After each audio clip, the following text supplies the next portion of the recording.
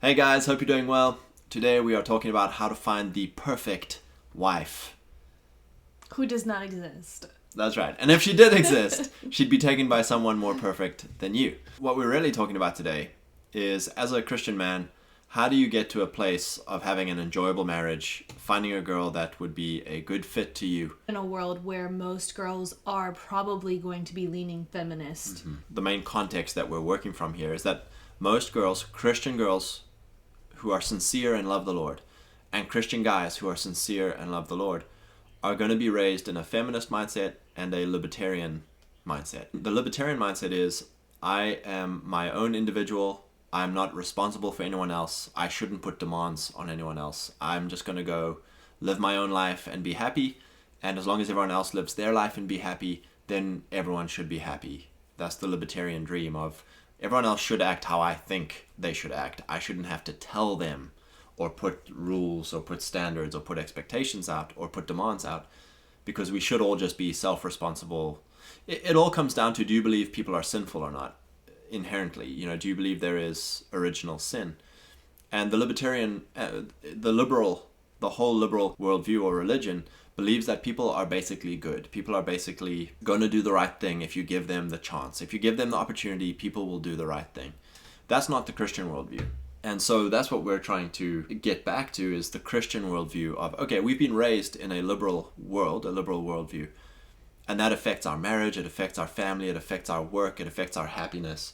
How do we get back to living in a Christian worldview? So what we're talking about today as far as dating and marriage is that most ladies have been told their whole life that they don't need a man, they don't need male authority in their life, they are the authority in their life. They should be ambitious, they should be disagreeable as far as what their standards are and what they expect. And men should be servant leaders. Men should serve and be agreeable, and they should Bow down and feet. follow. Yeah, they should follow ladies' expectations and mission and purpose. And the reason that there's so much disconnect, and why is there so many single Christian guys who are really sincere and want to get married but they can't find anyone? Why there's so many single and sincere Christian girls and they want to get married but they can't find anyone? The disconnect is at this point. The disconnect is you get these young guys who are wanting to be Christian, but they're still operating out of a libertarian worldview.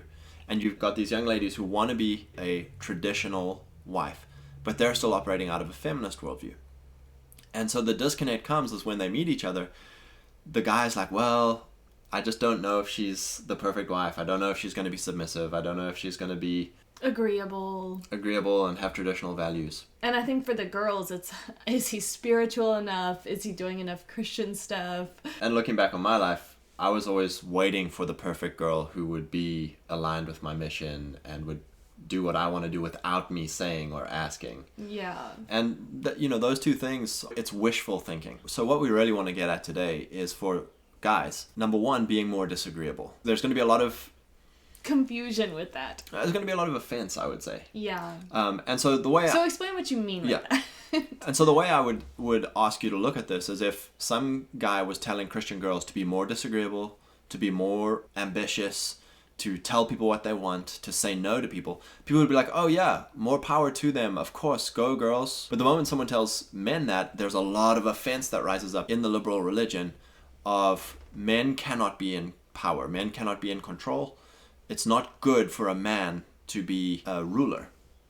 And they make it sound like it's dangerous. Like if a man disagrees or if he says no, then it's dangerous or it's abusive. It's abuse. Yeah. Exactly that. It's tyranny and abuse. Mm-hmm. And so we have to say, well, which religion are we serving? We're devout Christians, and so we want to operate how God created us to operate, and that is for the man to rule. A patriarch is a father ruler who rules his family well.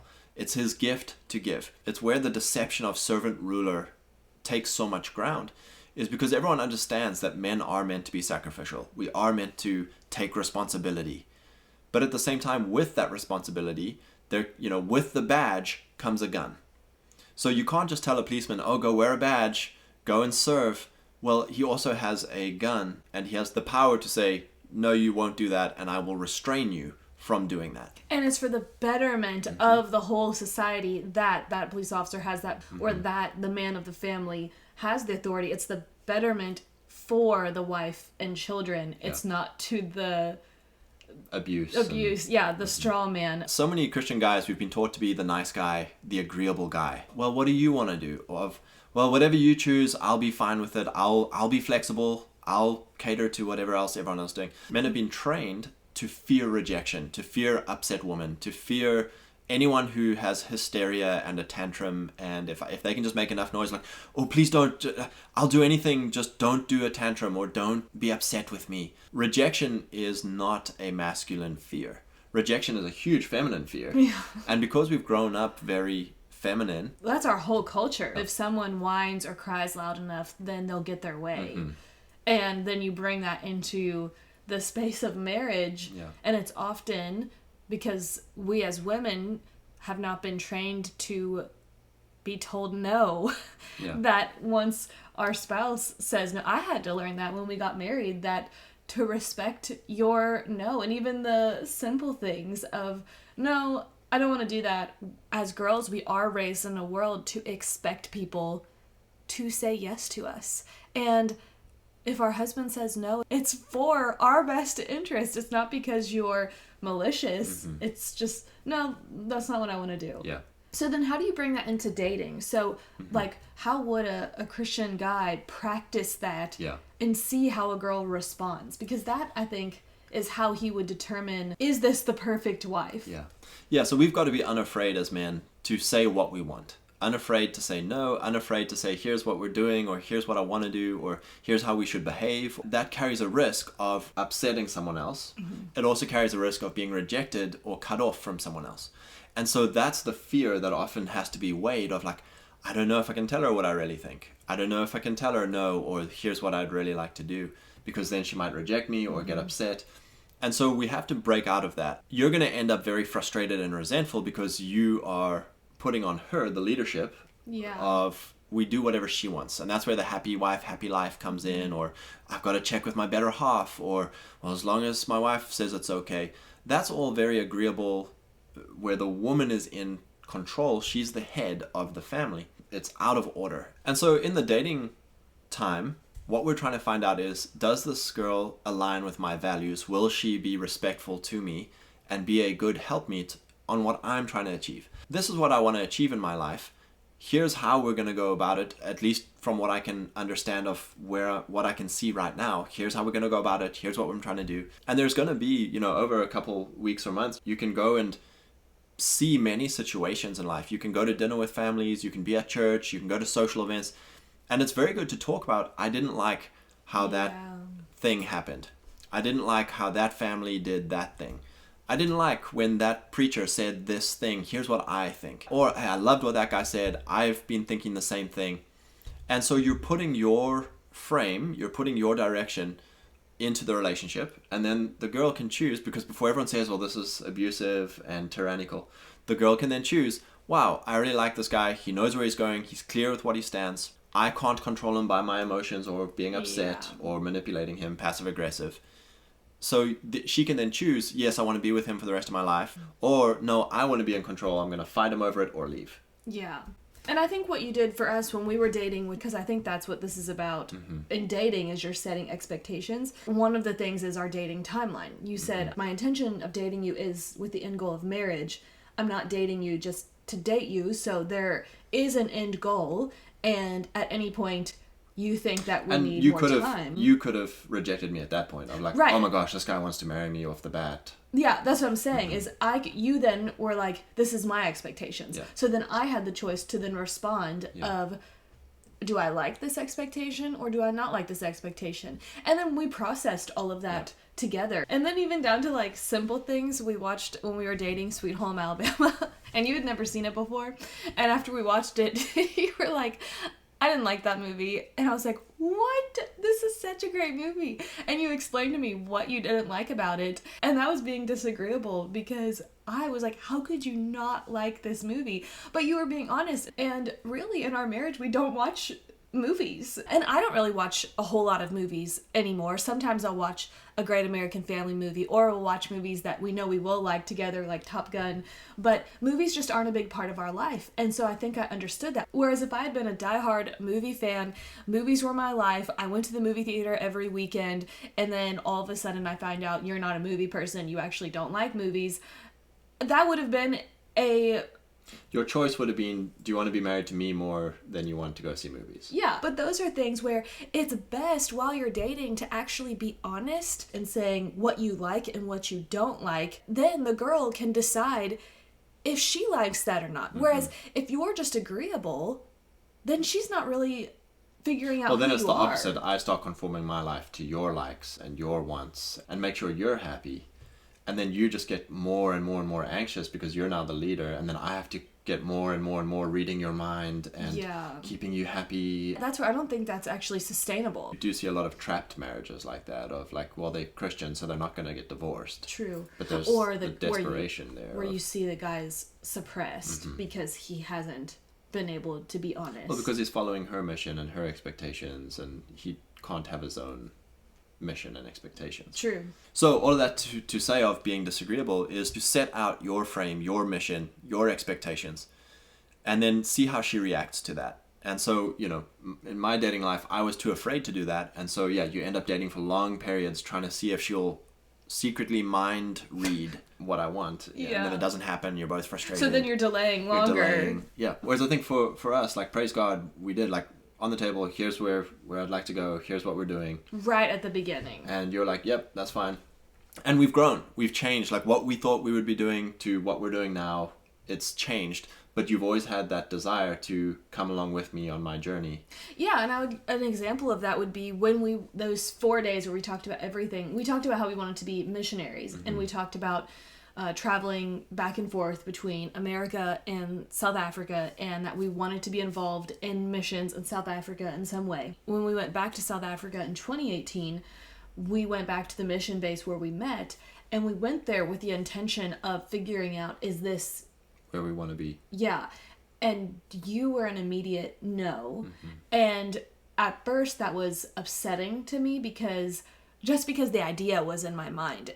When we were there, I didn't have peace about being there either long term. It was definitely a shift of, wow, we're not supposed to be here. But I think because we had communicated that this is what we were going to be doing, it's like, well, if we're not doing this, what are we going to be doing? And so I had to wrestle with this change of plans. Yeah. It's, again, something that we talked about. This is obviously not it. But you were very firm of, we're not supposed to be here. Because a lot of times as well, it can be more comfortable to do the thing that is not right, but at least you know what it is. Yeah. Than to, no, we're not supposed to do this, but I don't know what's next, but we're going to sit in that discomfort. Yes, and trust the Lord will direct our steps, which is where we were in that moment. Yeah. And that's where I was like, oh no, like we're not doing what we thought we were going to do. So this is our second point for young guys, is don't fold when people get upset, not just the woman in your life, but everyone around you can get upset.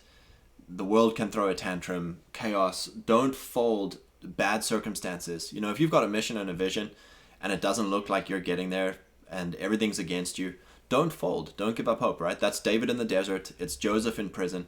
They had a vision from the Lord. They knew that the Lord is going to do something with my life. Here's what I think it is. And all these circumstances are against me. I'm not going to fold. I'm not going to give in because this is the thing that I want to go do. This is my frame. This is my direction. David had a moment in the desert where all his guys were turning on him and wanted to kill him. And he's like, no, sorry, chaps. No, I'm not giving in to your pity party or your disappointment or your rejection of me. This is what the Lord has said to do. This is where we're going. And that's a very hard thing to learn when so many of us have grown up in a passive-aggressive environment. That's everything. Media, education, institutions are all run in a very passive-aggressive way. Rejection is the big stick. Acceptance is the big carrot. And so when those things are pulled, levers are pulled against you, they're very powerful because we've been trained to respond to them. And so as men, we have to understand that rejection is not going to kill us. In fact, rejection might even promote you. David was promoted by being rejected. Joseph was promoted by being rejected. And so you have to get to this point of, as a man, I'm going to set myself as a rock and let upsetedness and emotions and passive aggressiveness wash over me, I'm not going to change my course. And that's a continual learning thing. I didn't just, oh yeah, I'm perfect at this. It's taken us years of me learning to be masculine, Kelly learning to be feminine, and get out of the libertarian feminist androgynous worldview. Yeah. Jack Donovan wrote a book called The Way of Men. Not a Christian dude, total pagan, but there was some really good patterns in it that he sets out of how men size each other up in a hierarchy. It's strength versus weakness, courage versus cowardice, and mastery versus incompetence. And so that's how men gain status in a hierarchy. And women are by nature attracted. So just like men are attracted to beautiful women, women are attracted to high status men.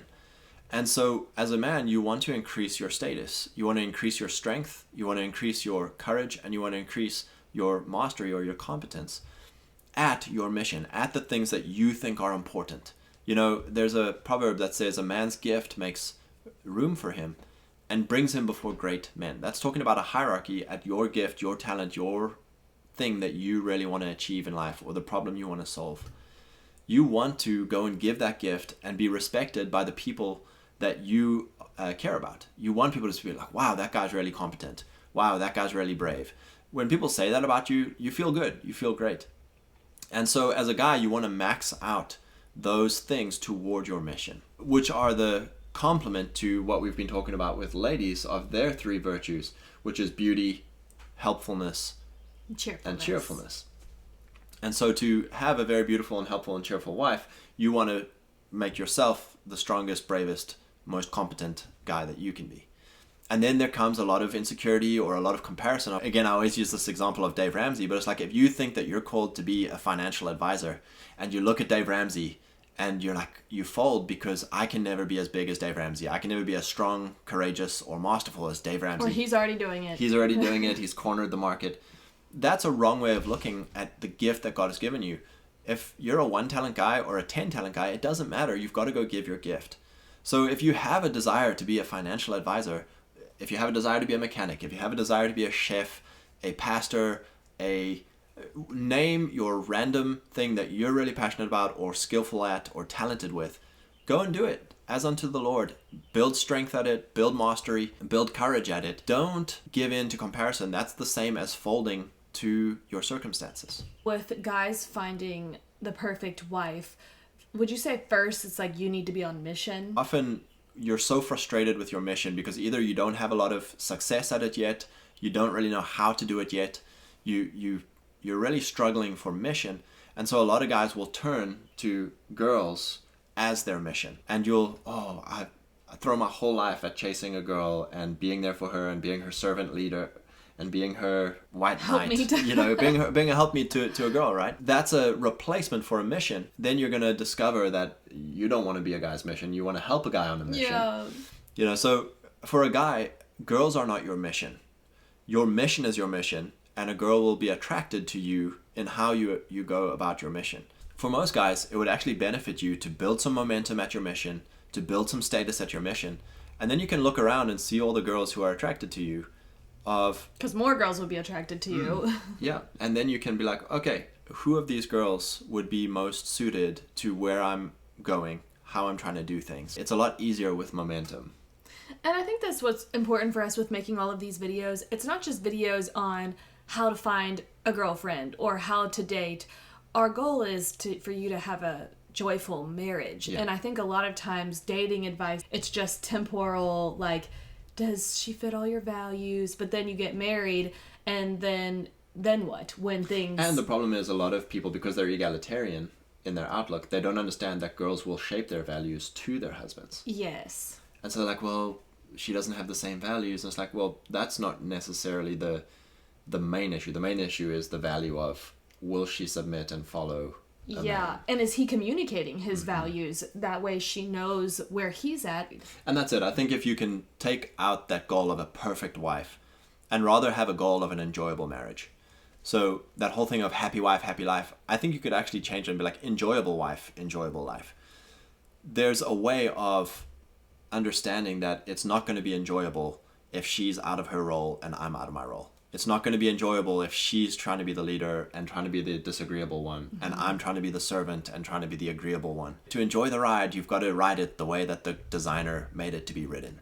Yeah. And so always go back to that polarity of a man is called to have a mission, have a purpose, go work, lead, say no, set the frame, be a rock when the world is upset with you. And then for the lady, that gives you a lot of security and confidence in being a helpmeet to that man. It's for the best interest of the whole family. It's not saying no and being disagreeable just for the sake of being disagreeable. It's being the head. I mean, a leader has to make tough decisions. Yeah. And that weight falls on... It's saying no to a child who wants candy all the time. To the child, candy is the best thing in the world. Why would you stop me from having candy? You're an abusive tyrant.